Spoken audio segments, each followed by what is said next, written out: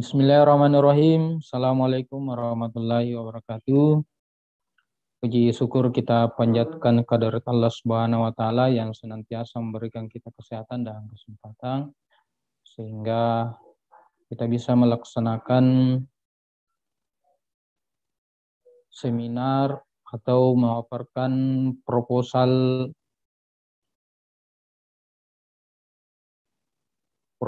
penelitian kebijakan Merdeka Belajar Kampus Merdeka,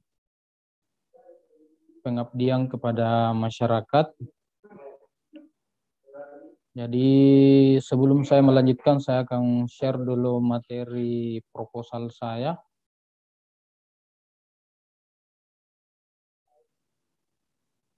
Saya lanjut bahwa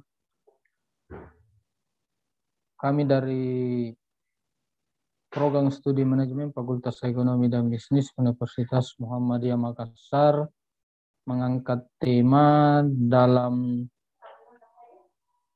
proposal penelitian kebijakan Merdeka Belajar Kampus Merdeka, pengabdian kepada masyarakat dengan judul Evaluasi Pelaksanaan Bentuk Kegiatan Pembelajaran Magang pada Program Studi Manajemen Fakultas Ekonomi dan Bisnis Universitas Muhammadiyah Makassar, di mana proposal ini menggunakan bantuan pendanaan program penelitian kebijakan Merdeka Belajar Kampus Merdeka dan pengabdian masyarakat berbasis hasil penelitian dan perwarupa PTS di Ditjen Ristek Dikti tahun anggaran 2021. Jadi proposal ini dibiayai langsung oleh PTS Ditjen Ristek Dikti tahun anggaran 2021. Jadi lanjut kami akan memaparkan terkait dengan daftar isi proposal kami, di mana proposal kami yaitu mempunyai tujuan dan sasaran program. Kemudian yang kedua yaitu metode evaluasi program. Kemudian yang ketiga biaya dan jadwal kegiatan. Di mana tujuan dan sasaran program ini yaitu tujuannya penelitian ini bertujuan untuk evaluasi tingkat ketercapaian penyelenggara program magang, dalam hal ini program studi manajemen Fakultas Ekonomi dan Bisnis Universitas Muhammadiyah Makassar. Kemudian sasaran program ini yaitu yang pertama program studi manajemen Fakultas dan Bisnis Universitas Muhammadiyah Makassar. Kemudian yang kedua sasarannya adalah dosen pembimbing program studi manajemen Fakultas Ekonomi dan Bisnis Universitas Muhammadiyah Makassar. Kemudian yang ketiga sasarannya yaitu adalah mahasiswa program studi manajemen Fakultas Ekonomi dan Bisnis Universitas Muhammadiyah Makassar yang notabene peserta magang di MBKM itu sendiri. Kemudian sasarannya yaitu adalah mitra pelaksanaan program magang, dalam hal ini yaitu PT Surya Pangan Indonesia atau SPI. Kemudian, baik, saya akan melanjutkan. Jadi, kita lanjut dengan metode evaluasi program. Jadi, metode evaluasi program ini di mana kerangka evaluasi implementasi program magang ini memiliki 4 evaluasi. Yang pertama adalah evaluasi reaksi mahasiswa, kemudian evaluasi pembelajaran, kemudian evaluasi kelakuan, dan yang terakhir yang keempat evaluasi hasil. Kemudian partisipan program magang, jadi di mana ada 4 item juga yang berpartisipasi dalam program magang, di mana yang pertama adalah mahasiswa magang, kedua gugus kendali mutu Fakultas Ekonomi dan Bisnis, kemudian yang ketiga adalah mitra yaitu PT Surya Pangan Indonesia, kemudian yang keempat yaitu program studi manajemen Fakultas Ekonomi dan Bisnis Universitas Muhammadiyah Makassar.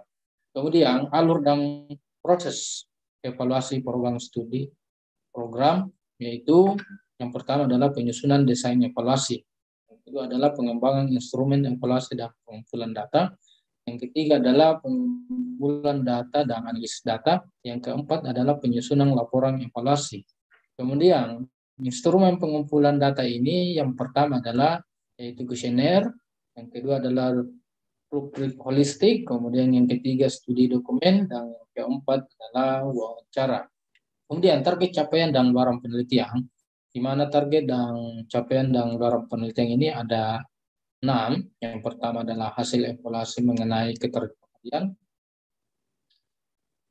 Kemudian yang kedua adalah persepsi peserta magang mengenai kepuasan terhadap pelaksanaan program magang. Yang ketiga adalah hasil evaluasi mengenai tingkat ketercapaian pembelajaran peserta magang.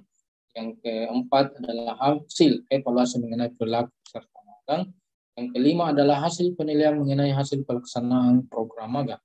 Dan yang terakhir yang keenam adalah hasil evaluasi mengenai tingkat kepentingan dan kinerja pelaksanaan program magang. Kemudian barang penelitian ini yaitu jurnal nasional yang terakreditasi, kemudian laporan, kemudian nasional, publik secara nasional. Kemudian jadwal kegiatan yang ingin kami laksanakan yaitu di mana jenis kegiatannya yang pertama adalah rapat internal tim pengusul, di mana tanggal pelaksananya ini yaitu tanggal 12 Desember 2021. Kemudian yang kedua adalah penyusunan instrumen penelitian yaitu pada tanggal 13 sampai 20 Desember 2021. Kemudian yang ketiga adalah validasi kelayakan instrumen penelitian yaitu pada tanggal 21 sampai 23 Desember 2021. Kemudian yang keempat, pengadministrasian instrumen penelitian ke mahasiswa, dosen, tenaga pendidik, dan guru mitra yang terlibat dalam Merdeka Belajar Kampus Merdeka, yaitu tanggal pelaksananya tanggal 20 sampai tanggal 26 Desember 2021. Kemudian yang kelima, analisis data hasil penelitian yaitu tanggal 27 sampai 29 Desember 2021. Kemudian penyusunan laporan akhir penelitian yaitu pada tanggal 29 sampai 31 Desember 2021. Kemudian, nama-nama tim pengusung kepakaran dan tugas setiap tim. Jadi kami di sini memiliki tim yang mempunyai 6 orang. Yang pertama yaitu Nasrullah SCMM sebagai ketua tim, yaitu saya sendiri. Kemudian ada tim lain, ada Andi Rizwan Rizaldi SCMM, kemudian ada Dr. Nurbaya SPDMM, ada Sri Andayanisi SCMM, ada Nurinaya STMM, ada Mira SEMAK.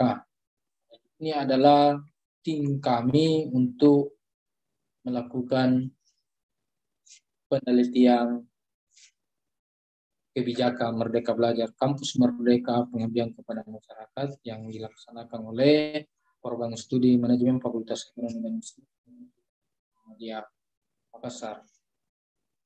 Ini yang sempat kami sampaikan terkait dengan pemaparan proposal kami yang cukup. Yang saya akhiri bila bisa bilhaq. Astagfirullahaladzim. Assalamualaikum warahmatullahi wabarakatuh.